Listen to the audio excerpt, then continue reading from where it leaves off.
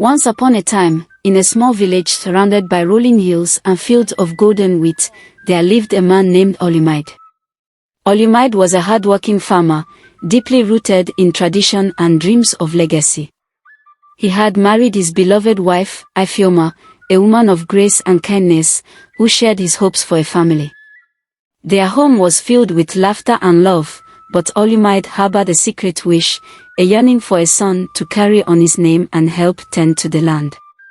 He envisioned a future where he would teach his son the art of farming, passing down the wisdom he had learned from his father. When Ifeoma first became pregnant, Olime's excitement knew no bounds. However, when their first child was born, a girl, he masked his disappointment behind a smile. A daughter is a blessing, he reassured himself, thinking of all the joy she would bring. They named her Odiola, and as she grew, she filled their home with light and laughter.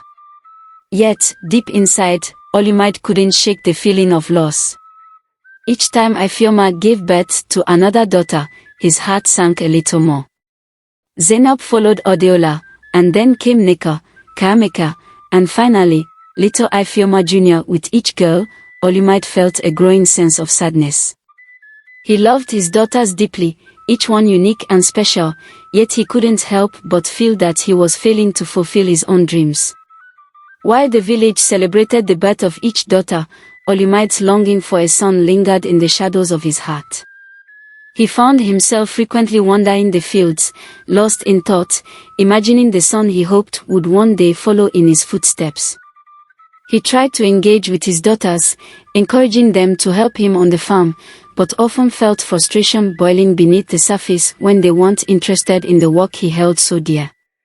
Instead, they found joy in dancing in the meadows, chasing butterflies, and playing games that seemed so trivial to him. If only I had a son, he would think, he would understand the importance of hard work and tradition. The villagers began to notice Olime's melancholy. While they respected his daughters, they also whispered about the man who had yet to bear a son. What will become of his farm, they wondered.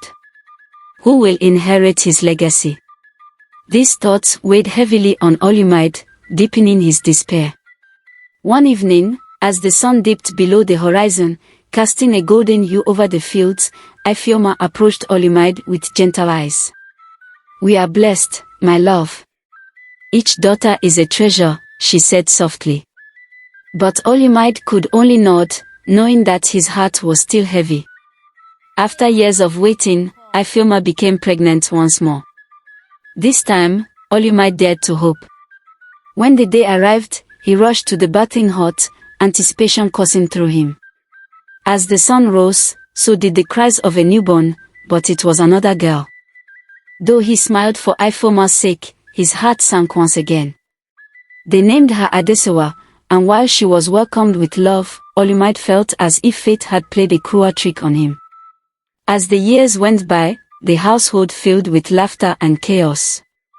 Each daughter brought her own charm and energy to the family. Odiola tended to the flowers and started her own small garden, creating a colorful oasis around their home. Zainab had a natural talent for storytelling, captivating anyone who would listen with her vivid tales.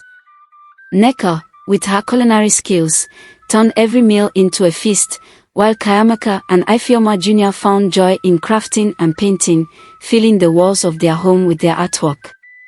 Despite their talents, Olime remained focused on his desire for a son. Finally, after years of waiting, Ifeoma became pregnant again. This time, Olime could hardly contain his excitement. He imagined the boy he had always longed for, a little helper in the fields, someone who would grow to understand the intricacies of farming. When the baby was born, it was indeed a boy. They named him Damilola, and Olime felt a rush of joy and pride. He envisioned all the adventures they would have together and all the lessons he would impart. However, as Damilola grew, he proved to be quite different from what Olime had imagined. Instead of being drawn to the farm, Damilola had a wild spirit, eager to explore the world beyond the fields. He found joy in playing with the village children, climbing trees, and befriending animals. But as he pursued these adventures, he often neglected his responsibilities, leaving chores undone and the farm unattended. Olime felt a wave of frustration wash over him as he watched his son stray further from the path he had envisioned. Damalola's mischief soon turned into disgrace for Olime. He began to skip school, spending his days wandering the village and getting into trouble. One day, he and his friends decided to sneak into the neighboring farmers' fields and play tricks on the animals. They ended up causing chaos, and when Olime learned of the incident, his heart sank. The other farmer confronted him, demanding restitution for the damage, and Olime felt a mix of anger and humiliation. How could my son do this? He wondered. I had always dreamed of a strong, hardworking son, and instead, I have this reckless boy who brings shame to my name. Each incident chipped away at Olime's pride, and the villagers began to whisper even more. What kind of father cannot guide his son, they said. Olime felt the weight of their judgment bearing down on him, and with each passing day, his despair deepened.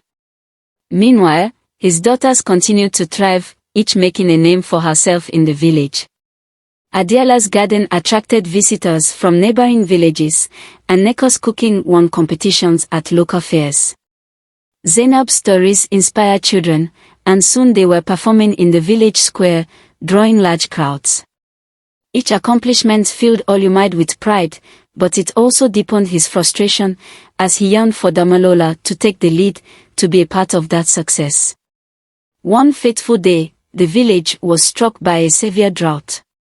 The sun blazed mercilessly, and the crops began to wither. Olime felt despair creeping in as he watched his hard work crumble. He had always dreamed of passing the farm down to his son, but now it seemed as if that dream might fade away. Desperate for a solution, Olime turned to Damalola, but he struggled to see the value in his son's carefree spirit. Yet, Damalola, noticing his father's distress, suggested to his father that he get laborers as he could not do any farm work. His father looked with so much disappointment as Damalola walked away. Odiola proposed planting drought-resistant flowers to attract rain spirits, while Neka offered to cook for the villagers to keep their spirits high as they prayed and looked forward to the rain.